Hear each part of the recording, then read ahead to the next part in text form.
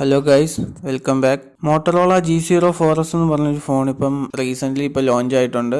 ഒരു 10,000 താഴെ, ഒരു 7,000 രൂപയാണ് അതിൻ്റെ ഒരു പ്രൈസ് ആയിട്ട് വരുന്നത്. നിങ്ങളൊരു 10,000 താഴെ ഒരു ഫോൺ നോക്കുവാണെങ്കിൽ വളരെ ബേസിക് ആയിട്ടുള്ള കാര്യങ്ങൾ മാത്രം നോക്കുന്നുണ്ട്. എനിക്ക് അത്രയും പൈസ ഇൻവെസ്റ്റ് ചെയ്തൊരു ഫോൺ എടുക്കാൻ താല്പര്യമില്ല എന്ന രീതിയാണെങ്കിൽ നിങ്ങൾക്ക് എടുക്കാവുന്ന ഒരു അത്യാവശ്യം ഒരു ഡീസൻറ്റ് ഫോണാണ് മോട്ടറോള G04S എന്ന് പറഞ്ഞ ഒരു ഫോൺ. ഇന്നത്തെ വീഡിയോ ഇതാണ്. നമുക്ക് കൂടുതൽ സമയം വേസ്റ്റ് ചെയ്യുന്നില്ല, നമുക്ക് നേരെ വീഡിയോയിലോട്ട് പോകാം. ഗൈസ്, വീഡിയോ ഇഷ്ടപ്പെട്ടാൽ ലൈക്ക് ചെയ്ത് സപ്പോർട്ട് ചെയ്യണം, ചാനലൊക്കെ സബ്സ്ക്രൈബ് ചെയ്യണം. നേരെ വീഡിയോ. മോട്ടറോള G04S എന്ന് പറയുന്ന ഗൈസ് വളരെ ബേസിക് ആയിട്ടുള്ള ഫോണാണ്. പ്രത്യേകിച്ച് ഇതിനകത്ത് നിങ്ങളൊരു ഗെയിം അല്ലെങ്കിൽ സാധാ പോലെ യൂസ് ചെയ്യുന്നവരാണെങ്കിൽ ഇതിപ്പോൾ തന്നെ ഇവിടെ വെച്ച് സ്കിപ്പ് ചെയ്തിട്ട് പൊയ്ക്കോ. കാരണം ഒരു നോർമൽ, അതായത് അത്യാവശ്യം സോഷ്യൽ മീഡിയ ആപ്ലിക്കേഷൻസ് യൂസ് ചെയ്യാൻ, അത്യാവശ്യം ഒരു ബേസിക് കാര്യങ്ങൾ യൂസ് ചെയ്യാൻ വേണ്ടിയുള്ള ഒരു ഫോണാണ് മോട്ടറോള G04S. കാരണം ഇതിൽ 4GB 64GB ഒറ്റ വേരിയന്റേ വരുന്നുള്ളൂ. 128GB സ്റ്റോറേജ് ഒന്നും വരത്തില്ല. അതുകൊണ്ട് ഞാൻ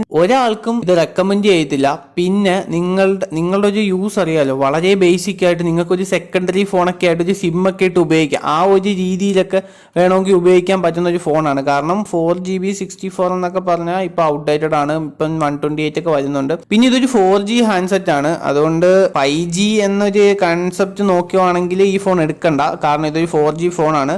വളരെ ബേസിക് ആയിട്ടുള്ള കാര്യങ്ങൾ യൂസ് ചെയ്യാൻ വേണ്ടിയുള്ള ഒരു ടൈപ്പ് ഫോൺ എടുക്കാൻ വയ്യ, ഒരു സിം മതി ഇടണം എന്ന രീതി ഉണ്ടെങ്കിൽ ഈ ഒരു ഫോൺ എടുക്കുക. അല്ലാതെ ഞാൻ വേറെ ആർക്കും ഈ ഒരു ഫോൺ റെക്കമെൻഡ് ചെയ്യത്തില്ല. ഗൈസ്, ഇതിനകത്ത് യൂസ് ചെയ്തേക്കുന്ന പ്രോസർ യൂണിസോക്കിന്റെ T606 എന്ന് പറഞ്ഞ പ്രോസറാണ്. വളരെ ബേസിക് ആയിട്ടുള്ള കാര്യങ്ങൾ മാത്രം ചെയ്യാൻ പറ്റും. നിങ്ങൾക്ക് സബ്വേ സർഫ്, ടെമ്പിൾ റൺ പോലുള്ള ചെറിയ ഗെയിമുകൾ മാത്രമേ ഇത് കളിക്കാൻ പറ്റൂ. വലിയ ഗെയിമുകളൊന്നും ഇത് ഹാൻഡിൽ ചെയ്തില്ല. പിന്നെ 1.6 ഹെഡ്സിലാണ് ഇതിന്റെ ക്ലോക്ക് ചെയ്തേക്കുന്നത്, ഇതിന്റെ പെർഫോമൻസ്. പിന്നെ ഇതിനകത്ത് ബേസിക് ആയിട്ടുള്ള കാര്യങ്ങൾ 4GB 64GBയുടെ ഒരു സ്റ്റോറേജ് വരുന്നുണ്ട്.